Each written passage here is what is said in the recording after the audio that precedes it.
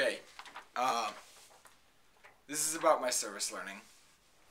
Now, when I was first exposed to the idea of service learning, because I had a sociology class that didn't emphasize service learning, so we didn't have to do it, I was kind of shocked. I was like, 25 hours?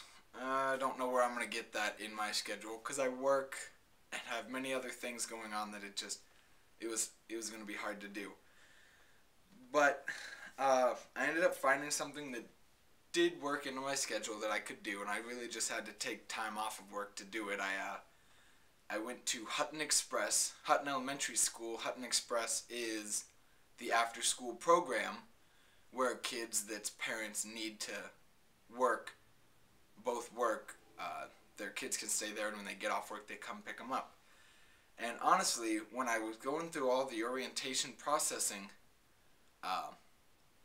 they had me read the rules, and I had worked for the school district before, and so I knew like sexual rules and what would get you in trouble.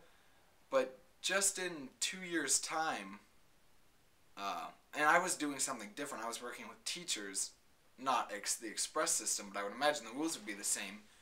In just a 2 years' time, they've added so many more rules and so many more ways that you can get in trouble and be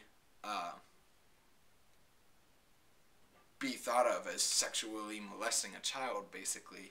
So I had to, I was kind of scared. I'm like, I don't feel like I can really do anything without being thought of as this new young guy who's sexually molesting their daughters or sons. But, you know, it's just, that was nerves, and it went away when I first got there. The first day, basically what I did is I just wanted to observe kind of what the atmosphere was like and see how all the kids played with each other, see how the parents took charge, basically the coordinators.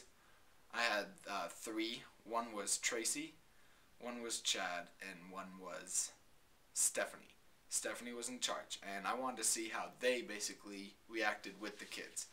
So I stood back and I kind of just took mental notes about stuff, and not 3 minutes went by, and the girls started to come up to me, and I thought that was kind of weird, because going into that, I would have figured the girls would have been more shy to the new, older guy, and the young boys would have been like, hey, it's a guy, and they would have been able to relate more, but really it was the women that, or not women, the girls, that came up to me, and I was never allowed a break, to the point that I never got to actually sit back and observe. I was just thrown into stuff by the kids. They were like, oh, here, come do this, do this. Another thing on the first day was when we went outside, and this was kind of shocking to me. When we went outside to have the kids play for like an hour and a half, they didn't do anything. There was no physical activity at all. None of the guys were playing sports. None of the girls were hanging off monkey bars, as is the stereotype. They were standing there talking. And this is kindergarten through 6th graders. And that was very fascinating to me, to think that in such young people with so much energy that they weren't doing anything. And so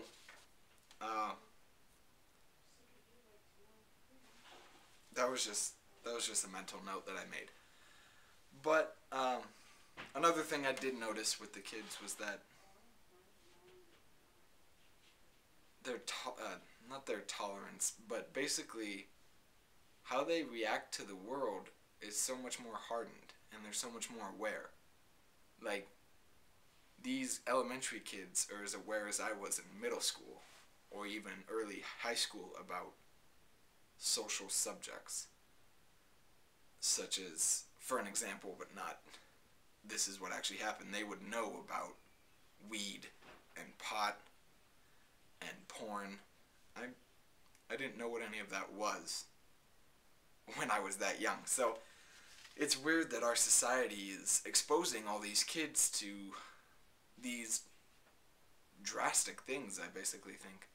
Uh, so at an early age, like on TV, in the internet, and they're just getting it so many different ways now that it's got to be having some sort of mental effect to them. Because I don't, personally, I don't think that they should be exposed to that soon. But that was just, it was a shocker to me. And if any of the supervisors, such as Stephanie, Chad, or Tracy, ever heard anything, they would they would get in there, be like, hey, what are you saying that for? What are you talking about? But still, you know the kids know. So even if they're not talking about it, they all know. And that's just another side note. So, as the time went by and I was spending more and more days there, I tried to integrate myself with the kids and kind of like build relationships with them. And it was really good. I started to play a lot more with the boys. And we didn't do any physical activity, so it was really weird to me. It was more building blocks and Legos, and there was pool they had, and show them how to play games online. And the girls wanted me to draw with them, so that was more of what I figured was gonna happen. And then one day, miraculous to me, the kids do like to play a game, and it's called Battle Ball. It's basically a styrofoam ball game, such as dodgeball, but it's got a little different rules. Now, this game has a lot of physical activity because they're running, and when you get out, you're coming right back in for different rules. And so I was actually surprised that these kids would play a physical game, because days before, I had tried them to get to play 3-on-3 basketball or kickball, tetherball, wall ball, foursquare. You know, all the games that I really liked. They didn't care to play when I was a kid, I mean. And so it was fun to get them to do something physical, but I was surprised that was the only thing that they would do. And come Friday you get a free day, is what it's called. And so you get to bring something from home, and you get to share it with your friends or play with it or whatever you bring. And I remember doing this when I was that age, and I'm just a generation above them. So it's not even like it's 30-year difference. I'm just a generation above.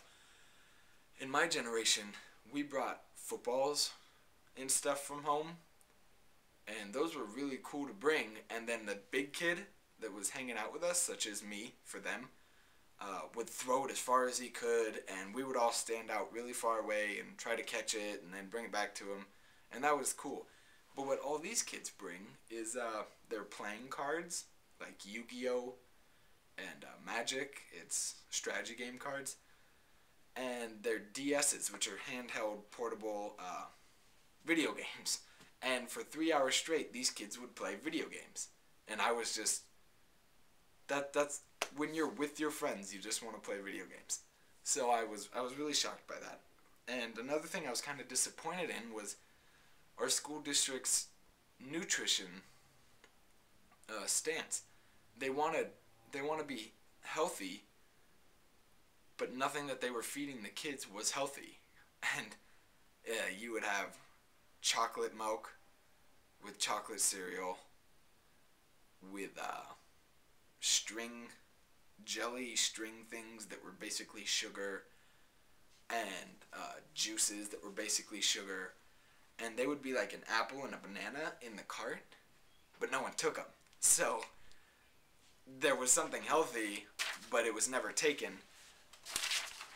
And so all the kids would eat was basically sugar right after school and then right before they left. So I was kind of disappointed by that too.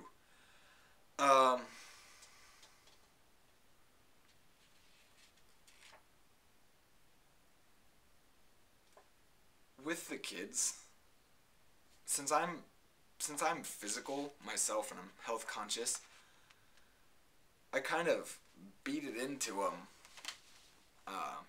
to play games. And so I found one or two younger kids that just wanted to spend time with me, and I started playing a game with them. I started playing basketball, and I started to make it cool to be like, okay, all of you against me, and then in the end I would let them win or get close to winning, and it would draw in all the other kids. So by the end of my time there, I was actually able to get all the kids in the whole express to play with me. And I thought that was really cool. Like, there would be kids in line, and I'd be like, well, if we've got so many kids in line, let's just start up a second game. And so I felt like I actually made a difference in my time there, going from never doing anything outside and playing their video games on free days to they wanted to go outside right when they got there, so they would get their homework done really quick and play games for an extended amount of time. And I think this is just my little theory. We all of a sudden have this symptom, ADD, or whatever they call it when kids can't concentrate and they're sitting there and they're all jumpy. Well, of course they have that because their lifestyles don't get out any energy anymore. And a kid needs to do that. They're sitting there for hours playing video games and in class, and they don't have the same amount of recess time that they used to have. And they go to PE class. My PE class was every single day for like 45 minutes. They now go once or twice a week for 20 minutes. They don't have any physical activity time in their schedule. It's all been taken out. So no wonder kids have ADAD or ADD, whatever you want to abbreviate it. I think it's how our system is set up now, and that's kind of disappointing to me that we're doing that to our kids. Looking back on it now, I kind of see that that I'm able to communicate with kids better.